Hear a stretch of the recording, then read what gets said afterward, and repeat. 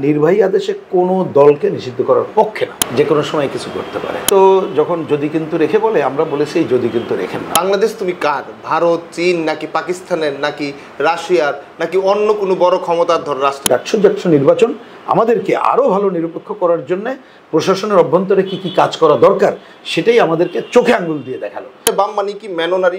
মানুষ কি নামে ওনাদেরকে ডাকবেন এটা জনগণের উপরে ছেড়ে দেওয়া উচিত। দর্শক, স্বাগত জানাচ্ছি দেশ রূপান্তরের সাক্ষাৎকারে। আজকে আমাদের মাঝে অতিথি হিসেবে উপস্থিত রয়েছেন বাংলাদেশের কমিউনিস্ট পার্টির সাধারণ সম্পাদক রুহিন হোসেন প্রিন্স।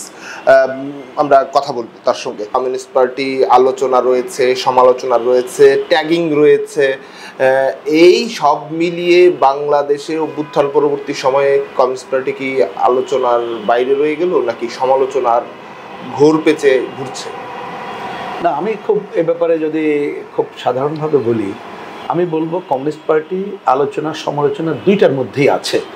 তবে ঠিক যে সময় আমি আপনার সাথে কথা বলছি, গণ অভ্যুত্থান উত্তর পরিস্থিতিতে, আমি 24-এর গণ অভ্যুত্থানের কথা বলছি, সর্বশেষ আমরা দেশবাসীর সামনে যে ভূমিকা তুলে ধরেছি, আমার বিবেচনায় এখন কমিউনিস্ট পার্টি একটা ইতিবাচক আলোচনার মধ্যেই আছে। সেই ইতিবাচক আলোচনার মধ্যে কেউ কেউ কমিউনিস্ট পার্টিকে আওয়ামী লীগের ট্যাগিং দেওয়ার চেষ্টা করছে, কমিউনিস্ট পার্টির মধ্যে দিয়ে আওয়ামী লীগ ফিরে আসছে কিনা। আবার এক সময় বলেছে বিএনপি কমিউনিস্ট পার্টি যখন 28 অক্টোবর পূর্ববর্তী বা 5 আগস্টের পূর্ব মুহূর্ত পর্যন্ত নির্বাচন আগ মুহূর্তে বলেছে বিএনপি কমিউনিস্ট পার্টি হয়ে ফিরছে কিনা। মানে এই যে ট্যাগিংটা, আপনারা কি ট্যাগিংটার মুক্ত হতে পারছেন না কমিউনিস্ট পার্টি? না, আমার মনে হয় দেখেন, শুধু কমিউনিস্ট পার্টি না, আপনি ট্যাগিং শব্দটা যেটা বললেন, দেখবেন সাম্প্রতিক সময় কিছু কিছু শব্দ বহুল আলোচিত, তার মধ্যে এইটা শুধু কমিউনিস্ট পার্টি না। আপনি এইখানে দেখবেন যে এই ট্যাগিংয়ের মধ্যে বিভিন্ন দল, সংগঠন, ব্যক্তি, তাদেরকে এটা দেওয়া হচ্ছে। তো এখন বাংলাদেশে হয়েছে কি, হয়তো পৃথিবীর অন্য কোথাও হয়তো আছে, কিন্তু আমি বাংলাদেশের কথা বলছি, অনেক সময় একটা চালু যেটা হয় এটা চলতে থাকে আর কি। তো এখন এই শব্দটা প্রিয়, এটা চলতে থাকে। আমার বিবেচনায় এইটাকে যদি খুব একটা আমরা গুরুত্ব না দিয়ে এই অর্থে বলছি যে আমরা কমিউনিস্ট পার্টি শুধু না, অন্যান্যরা কি কাজ করছি সেইটাকেই বিবেচনা করা দরকার। এইটা একটা। আমি প্রসঙ্গ করে বলি, আপনার জানা আছে যে এটা আমেরিকান প্রেসিডেন্ট বুশ, তার একটা বিখ্যাত থিওরি ছিল যে হয় তুমি আমার পক্ষে না হলে আমার বিরুদ্ধে। এখন বাংলাদেশে এরকম অনেকে মনে করে যে একসময় ছিল আওয়ামী রাজনীতি, বিএনপি রাজনীতি, তো তখন বলতো হয় তুমি আওয়ামী লীগ না হলে বিএনপি, আর বিএনপি না হলে আওয়ামী লীগ। কিন্তু কালো আর সাদা না, আরও যে অনেকগুলো কালার আছে, এইটা অনেক সময় হয়তো দেখতে পায় না। তাই সেইটার জন্য আমরা মনে করি যে কমিউনিস্ট পার্টি তো নানা চড়াই উতরাইয়ের মধ্য দিয়ে আছে, আমরা সবসময় আমাদের অবস্থানটা ধরে রেখে কার্যক্রমের চেষ্টা করতেছি। সেই কার্যক্রম করতে যে রাজনৈতিক অঙ্গনে কখনো কারোর সাথে মেলে না। এখন এটা মিললে, ওই যে বললাম বাংলাদেশের যে এখন চলছে, তখন হয়তো এই ট্যাগিংগুলো করে, এবং এটা শুধু কমিউনিস্ট পার্টি না, অন্যদেরকেও এই ট্যাগিংয়ে দেওয়া হয়। কিন্তু আমার বিবেচনায় এটা কোনো গুরুত্বপূর্ণ বিষয় না। গুরুত্বপূর্ণ বিষয় হচ্ছে আমরা দেশ ও জনগণের স্বার্থে কী কাজ করছি, তা সেইটা কি ওই জনগণের স্বার্থে যাচ্ছে না ব্যক্তি গোষ্ঠী বা বিশেষ দলের স্বার্থে যাচ্ছে, এটাই দেখা যাবে। আমরা লক্ষ্য করেছি ডাকসু নির্বাচন কেন্দ্রিকতাকে ছাত্র শিবির কিংবা জামাত ইসলামী, তাদেরকে শিবির বললে এটাকে ট্যাগিং বলা হয়। আবার অনেক ক্ষেত্রে কমিউনিস্ট পার্টি বা অপরাপর সংগঠনগুলোকে বাম বললে এটাও ট্যাগিং বলা হয়। আসলে আপনারা কি কমিউনিস্ট পার্টি কিংবা যারা আছেন তাদেরকে বাম বললে এটাকে ট্যাগিং বলবেন, নাকি এটা পরিচয় বলবেন, যেটা শিবির বলছিল শিবিরের ক্ষেত্রে জামাতের ট্যাগিং? এটা একেবারে পরিষ্কার বলি যে, তার আগে একটু ছোট্ট কথা বলি। সমস্যাটা হয়েছে কি জানেন, এক সময় বাম মানে মানুষ এইটাকে অনেকে যদি আদর্শিক কারণে পছন্দ না করতো, ওইটা আলাদা। তার বাইরে সবাই কিন্তু এটাকে পজিটিভ দেখত।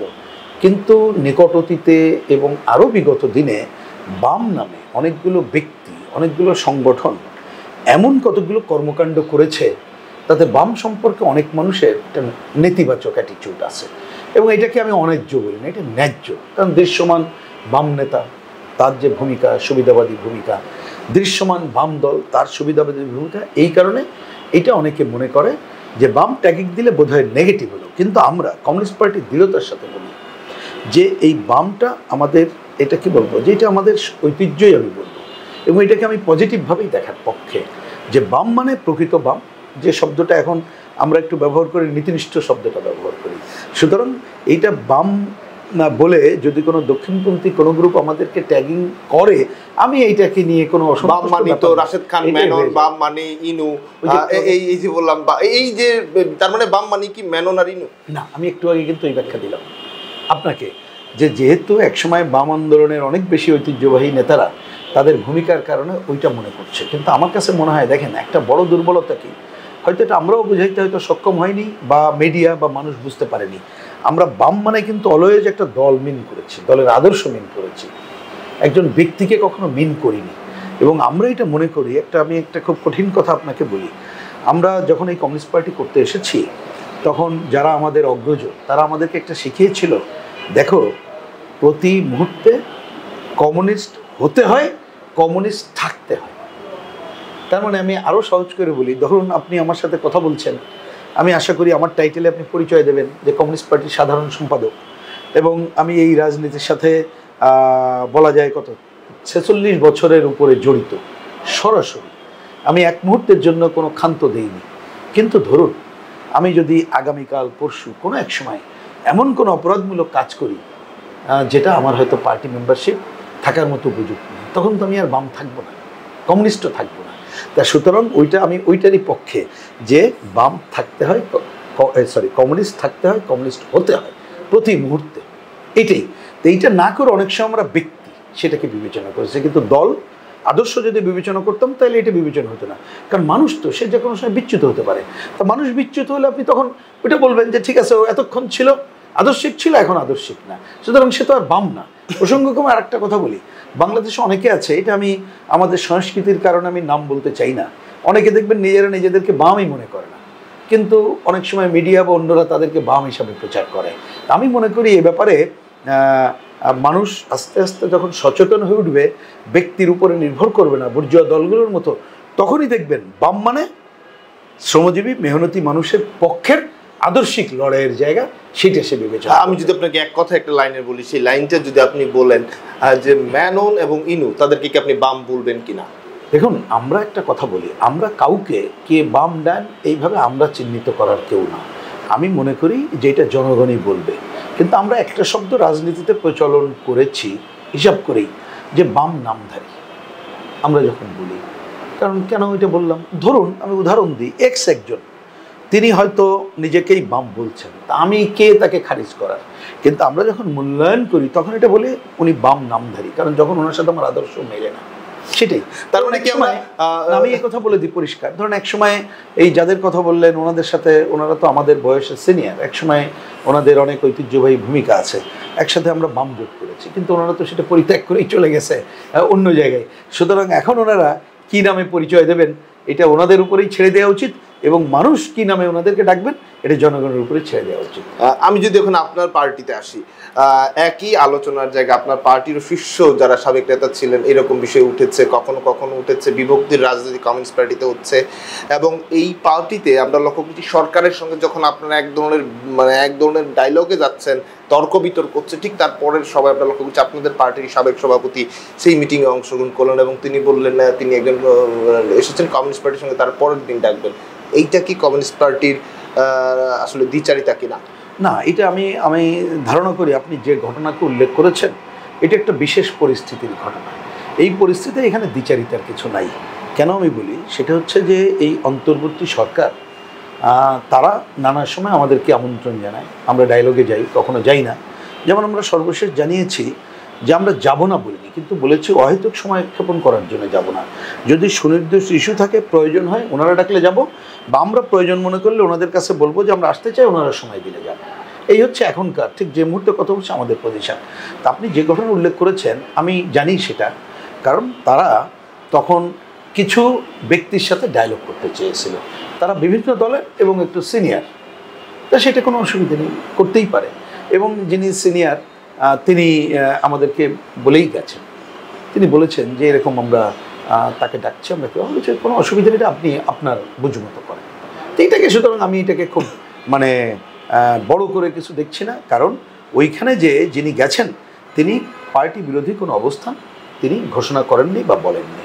সুতরাং এটা দীর্ঘচারিতার। সরকারের সঙ্গে আমি যদি এইটার সঙ্গে আরেকটু সম্পর্ক বলি, সরকারের সঙ্গে যার কথা বলছিলাম মানে মুজাহিদ ইসলাম সেলিম যিনি আপনাদের সাবেক সভাপতি এবং আপনাদের দুই জায়গার সরকারের সঙ্গে একটু ঘনিষ্ঠতার জায়গায় কি একটু সাবেক সভাপতি আপনাদের এগিয়ে আছে কিনা আপনাদের থেকে বিভিন্ন কার্যক্রম বিভিন্ন আলোচনা ওঠার প্রেক্ষিতে এই জিনিসটা আসলে আমাদের কাছে এক ধরনের আলোচনার জায়গা সামাজিক মাধ্যমে উঠে এসেছে, আপনার কি মনে হয়? না, আমার কাছে দেখুন একটু মনে রাখা দরকার, এটা তো বাংলাদেশ, এক একটা দেশে এক এক রকম হয়। বাংলাদেশে খুবই স্বাভাবিক যে সিনিয়র লিডারশিপ বা ধরুন পরস্পর সম্পর্ক সেটা একটা ভূমিকা রাখে।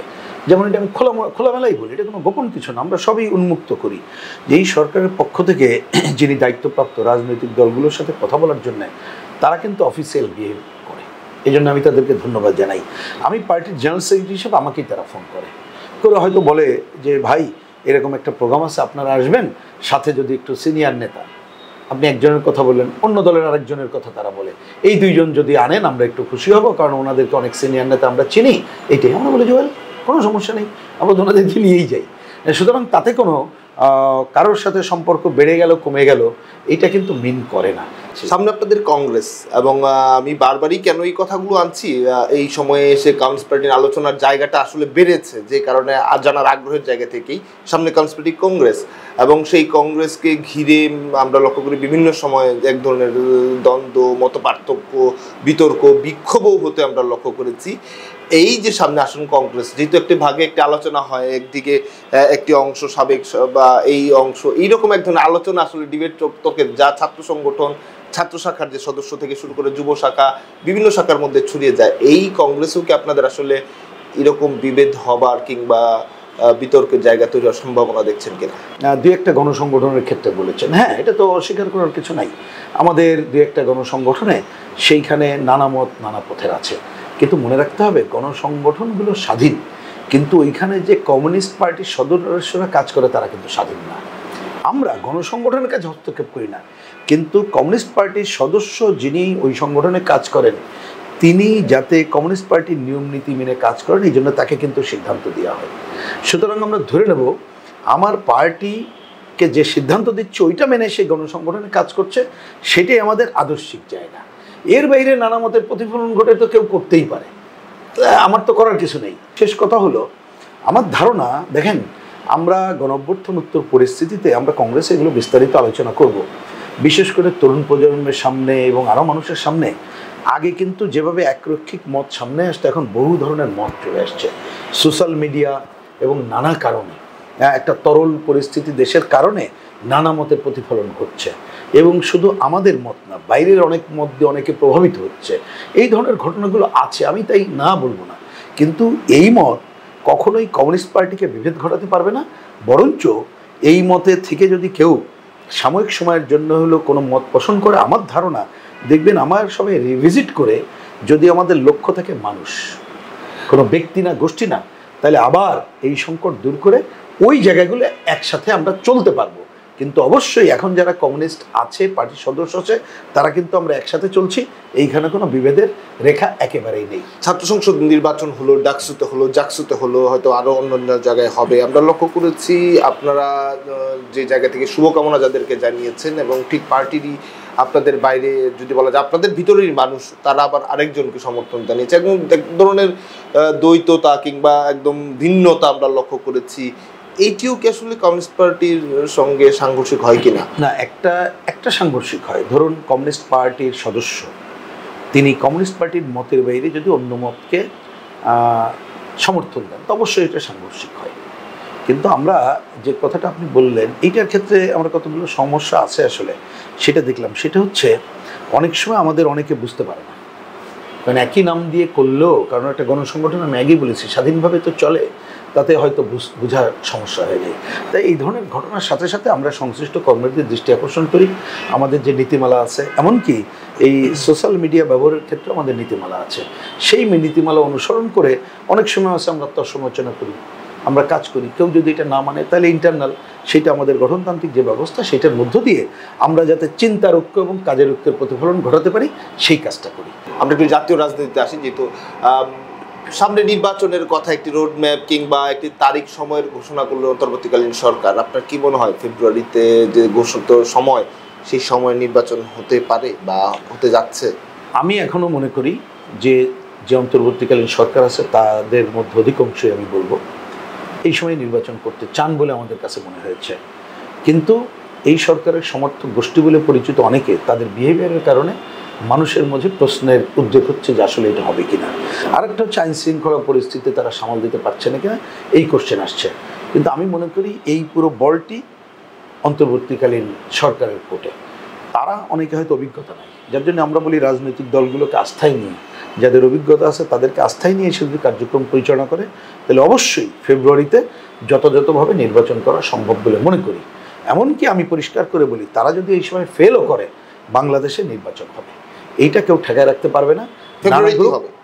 আমার বিবেচনায় ফেব্রুয়ারিতেই, এখনো পর্যন্ত আমি আশাবাদী ফেব্রুয়ারিতেই হবে। আপনি বললেন যে ফেল করলেও আমি বলছি হ্যাঁ, কথার কথা, এটা না পারলে মানে ওই যে যদি বলে নির্বাচন কমিশন দায়িত্ব পালন করবে, কারণ নির্বাচন কমিশন আছে, বলতো নির্বাচন কমিশনের কোর্টে, সরকার এবং নির্বাচন কমিশন কোর্টে। নির্বাচন কমিশন যদি আগায় যায় তখন এই সরকারের মধ্যে যদি কারোর ওই যে বললাম সমর্থক বাহিনী, আমরা লক্ষ্য করলাম তারিখ ঘোষণার ক্ষেত্রেও প্রধান উপদেষ্টার বক্তব্যের আলোচনার পর নির্বাচন কমিশনার বলে, তারপরও কি আসলে তাদের কোর্টে আলাদা করে বল সরকার না চাইলে, সরকার প্রধান না চাইলে কি আসলে বাংলাদেশে জিনিসগুলো সম্ভব কিনা? না, এটা যেহেতু বিশেষ পরিস্থিতি, একটু আপনাকে বলি, যেহেতু বিশেষ পরিস্থিতি তখন এটা অ্যাকচুয়ালি অন্তর্বর্তীকালীন সরকারের এটা বলা দরকার ছিল। কারণ ধরেন যদি আমাদের আগের প্রচলিত জায়গায় একটা তত্ত্বাবধায়ক সরকার হতো তাহলে কিন্তু নির্বাচন কমিশনকে বলতে হতো, 90 দিনের মধ্যে ঘোষণা করতো। কিন্তু এইবার তো সেই নর্মাল পরিস্থিতি না। সুতরাং রাজনৈতিক দলগুলোর সাথে কথা বলে এই অন্তর্বর্তীকালীন সরকারটা সিগন্যাল দেওয়ার পরে তারা কাজটা করবে। তা সিগন্যাল দেওয়ার পরে তারা তো জানিয়ে দিয়েছে ডিসেম্বরের প্রথম সপ্তাহে তারা ঘোষণা করবে, যাতে করে জানুয়ারি ফেব্রুয়ারির প্রথম সপ্তাহে হয়। এবং বাংলাদেশের আগের হিস্ট্রিতে দেখা যায় যে আমাদের নির্বাচনগুলো সাধারণত 45 থেকে 60 দিনের মধ্যে ডিক্লেয়ার হয়েছে। এই কারণে আমি সেই আশাবাদী ব্যক্ত করতে চাই। এখন কিন্তু বল অ্যাবসলিউটলি নির্বাচন কমিশনের কোর্টে, খালি শুধু মুখে না, লিখিত চিঠিও দেওয়া হয়েছে, আমরা যেটা জানি। সুতরাং এখন কিন্তু অন্তর্বর্তীকালীন সরকার দিকে আর তাকানোর জায়গা নেই আমার বিবেচনায়। কারণ নির্বাচন কমিশন সরকারকে বলবে এই সহায়তা করো, আইন শৃঙ্খলা আর অন্যান্য বিষয়। সেক্ষেত্রে যদি ব্যত্যয় ঘটে নির্বাচন কমিশন রাজনৈতিক দলগুলোর সাথে কথা বলুক, আমরা দেখব সম্মিলিতভাবে এই যথাসময়। এখন এই আলোচনার মধ্যে নতুন ট্রাম্প কার্ড তো আসলো, পিআর পদ্ধতির ইলেকশন, যেটি আপনারা অনেকদিন ধরে চেয়ে আসছিলেন, আমরা লক্ষ্য করেছি। সেইটি এখন জামাত ইসলামিক যে দলগুলো সেটি প্রধান দাবি হয়ে উঠেছে এবং বলতে গেলে একমাত্র দাবির মধ্যে অন্যতম জুলাই সনদের তত্ত্বাবধানে পিআর পদ্ধতিতে ইলেকশন। এবং এটি ছাড়া তারা নির্বাচনের এক ধরনের বলতে গেলে সরে আসার মতোই ঘোষণা তারা দিয়েছেন, কর্মসূচি তারা দিয়েছেন। কি বলবেন, এবার কি পিআর পদ্ধতি আপনারাও চান, নাকি ঐক্যমতের ঐক্য না হওয়া পর্যন্ত জামাত এবং ইসলামিক দলগুলোর যে আন্দোলন, সেই আন্দোলন পরিস্থিতি অন্যদিকে নিয়ে নিতে পারে কিনা? না, একটা হচ্ছে এক একটা দল বা গোষ্ঠী যখন সে রাজনৈতিক এজেন্ডা সেট করে তার নিজস্ব কতগুলো কৌশল থাকে, সুতরাং তারা হয়তো তাদের কৌশলে করেছে। ওইটা নিয়ে আমি মন্তব্য বা ওই কৌশল সম্পর্কে আলোচনা করা আমি যথাযথ মনে করছি না। কিন্তু পরিষ্কার করে বলি, দেখুন, আমরা দ্রুততম সময় নির্বাচন চাই, কথার কথা। পিআর চাইলেও কি পিআর কি এখন সম্ভব? মোটেই না, কারণ তো সংবিধান সংশোধন করতে হবে।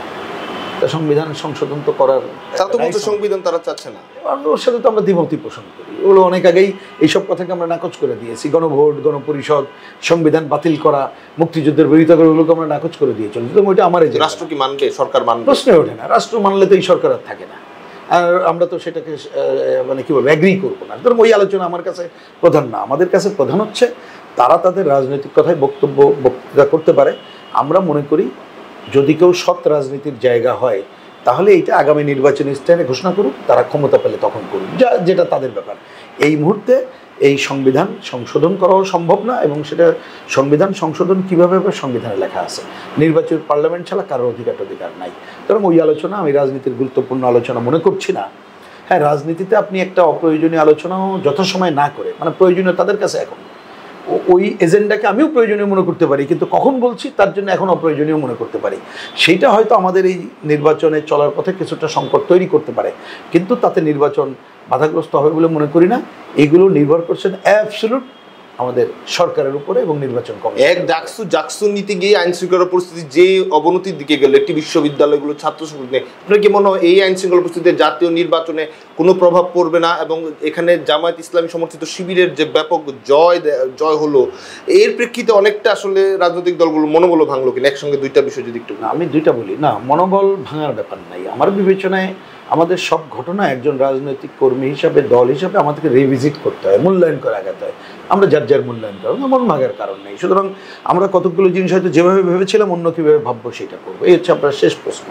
আর যে কথাটা বললেন, হ্যাঁ নিঃসন্দেহে ঢাকা বিশ্ববিদ্যালয়, জাহাঙ্গীরনগর, এই জায়গাগুলোতে আমরা বিভিন্ন জায়গায় দক্ষিণপন্থী এবং সাম্প্রদায়িক শক্তির যে দৃঢ় অবস্থান, প্রশাসন বিভিন্ন অভ্যন্তরে, সেটা কিন্তু বোঝা গেল। সুতরাং নির্বাচনের সময় যাতে করে বিভিন্ন জায়গায় শোনা যায়, ডিসি থেকে শুরু করে বিভিন্ন জায়গায় তাদের যে অবস্থান আছে, সেই অবস্থান যাতে না থাকে, নির্বাচন যাতে নির্দলীয়, নিরপেক্ষ সরকারের অবস্থান থেকে এবং প্রশাসন নিরপেক্ষ থাকে, নির্বাচনকালীন সময় দেখবেন এই দাবিটাই প্রবল হয়ে আসবে এবং ওই রকম একটা পরিস্থিতি তৈরি করেই আমরা নির্বাচনে যেতে পারবো। সুতরাং ডাকসু নির্বাচন আমাদেরকে আরও ভালো নিরপেক্ষ করার জন্যে প্রশাসনের অভ্যন্তরে কী কী কাজ করা দরকার সেটাই আমাদেরকে চোখে আঙুল দিয়ে দেখালো। সুতরাং আমরা গণতান্ত্রিক রাজনৈতিক দলগুলো সেই প্রশ্ন, নির্বাচন যত কাছে আসবে তখন সেটা তুলেই আমরা নির্বাচনের মাঠের দিকে আগায় যেতে পারবো বলে আমি প্রত্যাশা রাখি। এবং এই সমসাময়িক সময়ে এসে বিএনপি কিছুটা আসলে, যেহেতু একদিকে জাতীয় পার্টি নিষিদ্ধের দাবি তুলেছে, জামায়াত ইসলামী, এনসিপি, গণ অধিকার পরিষদ, এই রাজনৈতিক সমমনা যে রাজনৈতিক দলগুলো, তারা এক ধরনের দাবি উঠেছে জাতীয় পার্টি নিষিদ্ধের দাবি। অন্যদিকে বিএনপি বলছে নির্বাহী আদেশে না, আপনারাও বলছেন নির্বাহী আদেশে কোনো রাজনৈতিক দল না। এই মুহূর্তে কি আসলে বিএনপি সহ আপনারা যারা, এই সংখ্যাটা আসলে পরিমাণটা কমে যাচ্ছে কিনা, এক ধরনের ইনব্যালেন্স সিচুয়েশন তৈরি হচ্ছে কিনা, ওই পক্ষটা শক্তিশালী হয়ে যাচ্ছে? না, আমি বরঞ্চ একটু উল্টা দেখি। দেখেন, আমি মানে হয় কি, অনেক সময় অনেক কথা বললে অর্ধেক হয়ে যায়, তো একটা ভুল বোঝাবুঝি হতে পারে, তবুও কথাটা বলি। দেখুন, একসময় বিএনপি যে রাজনীতি করছিল সাম্প্রদায়িক শক্তির সাথে মিলেমিশে, এইগুলো কিন্তু সম্প্রতিকালে আমরা দেখছি তাদের অনেকগুলো অন্ততপক্ষে পরিবর্তন দেখা যাচ্ছে। ভবিষ্যতে কে কী করবে সেটা আমাদের জানা নেই, সেটা কিন্তু আমরা দেখতে পাচ্ছি।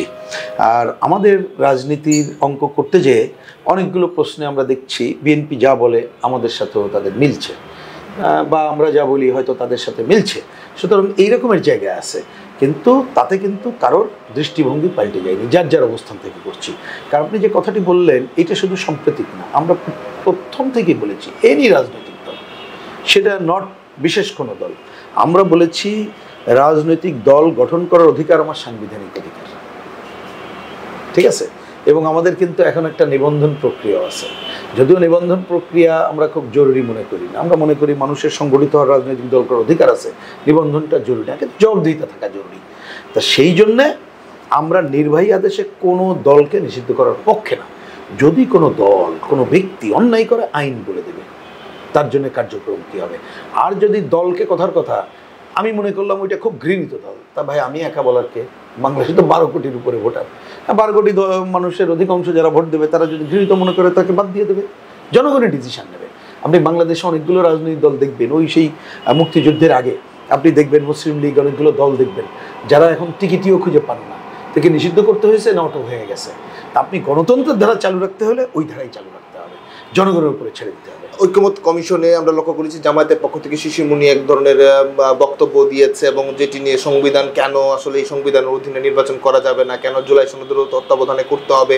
অন্যদিকে ব্যারিস্টার ফুয়াদ এবি পার্টির যিনি সাধারণ সম্পাদক বা তিনিও কিন্তু এই কথাগুলো বারবার সোশ্যাল মিডিয়া ধরে তিনি কথাগুলো বলবার চেষ্টা করছেন, সংবিধান ইনভ্যালিড হয়ে গেছে, এইটি দিয়ে আসলে কোনোভাবেই সম্ভব না। ঠিক, আপনি এখানে বললেন যে দলের ইমব্যালেন্স, আমি তো বরং দেখছি বিএনপি যে কথাগুলো বলছে মুক্তিযুদ্ধ নিয়ে, সংবিধান নিয়ে, ন্যূনতম গণতান্ত্রিক প্রক্রিয়া, তার কাছ থেকে সব আমরা আশা করি না, কিন্তু যতটুকু সে করতে চায় এই কাজগুলো যদি সে সেই জায়গায় থাকে এবং তাদের সমমনা বলে যাদেরকে তারা পরিচয় দেয়, তারা যদি এই পয়েন্টগুলোতে থাকে, আর আমরা বামপন্থীরা সবটা মিলবে না, কিছু যদি মেলে, তাহলে অঙ্কের হিসাবে আমাদের দিকেই তো পাল্লা ভারী দেখি, যেটা আগামী দিকে গণতন্ত্রের যাত্রার জন্য একটা পজিটিভ খবর বলে মনে করি। শেষে যেটা বললেন, দেখুন এইটা রাজনীতির এ ধরনের কথায়, ওই যে দলগুলো, যে ব্যক্তির কথা বললেন, তারা তো এইগুলো কথা বলে। তা আমার ধারণা মিডিয়া এগুলোকে যত বেশি আনে, আমাদের কথা তত সামনে আনছে না। আমরা যখন ঐক্যমত্যের ওইখানে এই নিয়ে আলোচনা হয়েছে, ওইখানে কিন্তু যুক্তিসঙ্গতভাবে প্রতিটি কথার উত্তর দেওয়া হয়েছে, লিখিতভাবে আমরা আমাদের পজিশন বলেছি। সুতরাং তারা তাদের কথা বলুক, আমরা আমাদের কথা বলি, ছেড়ে দিই জনগণের কাছে। আগামী নির্বাচনে যারা বিজয়ী হবে তারাই দায়িত্ব পালন করবে, বিজয়ী হবে মানে জনগণের প্রত্যক্ষ ভোটে, কারণ তাদের উপরে ছাড়তে হবে। অনেক কথাকে অনেক বেশি আলাদাভাবে গুরুত্ব দেওয়ার কিছু নেই, অবশ্যই রাজনৈতিক অঙ্গনে গুরুত্ব আছে, সেটা জনগণের উপরে ছেড়ে দিতে হবে বলে আমি মনে করি। একটি সময় আরেকটি কথা হচ্ছে সেনা অভ্যুত্থানের কথা উঠছিল, আরেকটি 1-11 আসতে পারে কিনা, এবং এই সময়গুলো এনসিপিরও দেখলাম কয়েকজন নেতা এই বিষয়ে কথা বলছে, যদি অনেকের জায়গা আওয়ামী লীগ মিছিল করছে, এই পরিস্থিতিগুলো যদি আমাদের মধ্যে বিভেদ তৈরি হয়, তখন এই সুযোগে আওয়ামী লীগ যেমন ভেতরে প্রবেশ করতে পারবে, ঢুকে পড়বে, ঠিক তেমনিভাবে এমনও হতে পারে আরেকটি সামরিক শাসনও দিকে এগিয়ে যেতে পারে। আপনি কি মনে হয়? তরল দেখেন, কচু পাতার উপরে একটা পানি যদি রাখেন ওটাকে তো তরল ঘোরে, যে কোনো সময় কিছু ঘটতে পারে। সুতরাং কী ঘটবে এই প্রেডিকশান আমার জানা নেই, সুতরাং আমি সে মন্তব্য করতে পারি না। অন্যরা কেউ যখন কথা বলে জানি না তাদের কাছে তথ্যপত্র আছে কিনা, কিন্তু আমরা এখনও পর্যন্ত ঠিক যখন আপনার সাথে কথা বলছি, আমরা আমাদের সেনাবাহিনী এবং অন্যান্য শক্তির যে ভূমিকা আমরা দেখতে পেয়েছি, যদি আমরা কেউ মানে বিশেষ করে কোনো অপকর্ম করার উদ্যোগ না নেই, রাজনৈতিক দলগুলো যতটুকু আমরা পজিটিভ ধারা আগাচ্ছি, গণতন্ত্রের প্রতি যদি আগাইতে চাই, তাহলে আমার ধারণা কেউই সুযোগ পাবে না। কারণ মনে রাখতে হবে, দেশি বিদেশি অনেক ধরনের অপশক্তি আছে যারা কিন্তু এই গণতন্ত্রের পথে যাত্রাকে ব্যাহত করতে চায়। কারণ একটা অগণতান্ত্রিক শাসন থাকলে, অনির্বাচিত সরকার থাকলে তাদের এজেন্ডা বাস্তবায়ন করতে সুবিধা হয়। আমি আশা করব রাজনৈতিক দলগুলো তারা যদি ন্যূনতম গণতন্ত্রের পক্ষে থাকে, জনগণের স্বার্থ থাকে, তারা এই পথে পা দেবে না। আমাদের অনতিবিলম্বে নির্বাচনের পথে হেঁটেই যারাই জনগণ নির্বাচিত করবে, ওই নির্বাচনের পথে হাঁটার কাজটাই যেন তারা করে। নির্বাচন হলেই কিন্তু গণতন্ত্র হয় না, নির্বাচিত হলেই সে মানুষের পক্ষে হবে তা না। কিন্তু নির্বাচনের পরে সে যদি মানুষের পক্ষে না থাকে, আবার আন্দোলন করেই আমরা পরবর্তী পদক্ষেপ গ্রহণ করব। এই ধারায় এগিয়ে যাওয়া দরকার বলে আমরা মনে করি। আপনার একটি কথা উঠে, বাংলাদেশ তুমি কার? ভারত, চীন, নাকি পাকিস্তানের, নাকি রাশিয়ার, নাকি অন্য কোনো বড় ক্ষমতাধর রাষ্ট্রের? এই যে কথাটা, কেউ বলছে বাংলাদেশপন্থী, কেউ বলছে ভারতপন্থী, কেউ ট্যাগ দিচ্ছে পাকিস্তানপন্থী। আসলে বাংলাদেশ কোনপন্থী? এইটা বাংলাদেশে হয়েছে কি জানেন, এই যে দেখবেন যে 54 বছর ধরে যারা রাজত্ব করছে, এবং এর মধ্যে কিন্তু পাকিস্তানের সময় জামাত ইসলাম তো তাদের মন্ত্রিসভায় ছিল, তারা সহই যারা রাজত্ব করেছে, তারা অনেক সময় ক্ষমতায় যাওয়া বা ক্ষমতায় টিকে থাকার জন্য দেশের শুধুমাত্র জনগণের উপর নির্ভর করে নাই, অন্য অন্য বিদেশি শক্তির উপর নির্ভর করেছে। এগুলো সব দৃশ্যমান, যার জন্যই মানুষের মনে আপনি যেটা বলেন ওই প্রশ্নের উদ্যোগ হয়েছে। আমার ধারণা হচ্ছে জনগণের যদি সচেতন এবং সংগঠিত যদি জাগ্রত হয়, তখন বাংলাদেশ বাংলাদেশেরই হবে, জনগণের সাথেই হবে। কেউ যদি এখানে থেকে অন্য কোনো দেশের তাবেদারি করতে চায়, সে ভারত হোক, পাকিস্তান হোক, আমেরিকা হোক, চীন হোক বা অন্য কোনো দেশ হোক, দেখবেন জনগণই তাদের প্রতিহত করবে। সেই পথে আগায় যাওয়া দরকার বলে আমরা মনে করি। শেষ প্রশ্ন আমার, ডক্টর ইউনূস গতকাল এবং এর একদিন একটি কথা উঠলো, এরকম একটি কিন্তু শব্দ জুড়ে দিয়েছে, যদি ঐক্যমতের ঝামেলায় যদি না হয় একটা কিন্তু শব্দ, তাহলে নির্বাচন কেন্দ্রিক। আমি বলে কি বলবো, ওনার উনি তো যখন যদি কিন্তু রেখে বলে, আমরা বলেছি এই যদি কিন্তু রেখেন না, ওনাকে বলা হয়েছে। তো উনি যদি কিন্তু রাখলেও কিন্তু বলছে কোনোভাবেই পিছপা হবে না, ওনারই কিন্তু বলছে পৃথিবীর এমন কোনো শক্তি নাই যে পিছপা হবে না। সুতরাং আমি যদি কিন্তুকে না ধরে এই শব্দটাই ধরতে চাই, যে পিছাবে না, পৃথিবীর কোনো শক্তিও করতে পারবে না। উনি দায়িত্বশীল আচরণ করবেন। ইফ তিনি যদি ফেল করেন, জনগণকে বলবেন, আমরা এই বিকল্প ব্যবস্থা করেই যথাসময়ে নির্বাচন করতে পারবো বলে আমি প্রত্যাশা। দর্শক শুনছিলেন বাংলাদেশের কমিউনিস্ট পার্টির সাধারণ সম্পাদক রুহুল হোসেন প্রিন্স বলছিলেন তাদের দলের রাজনৈতিক অবস্থা থেকে, জাতীয় রাজনীতির অবস্থা এবং ভবিষ্যতের কথাও তিনি বলছিলেন, কোন পথে যাবে বাংলাদেশ। দর্শক, আজ এই পর্যন্তই। পরের পর্বে দেখা হবে নতুন কোনো অতিথির সঙ্গে। সে পর্যন্ত ভালো থাকুন, সুস্থ থাকুন।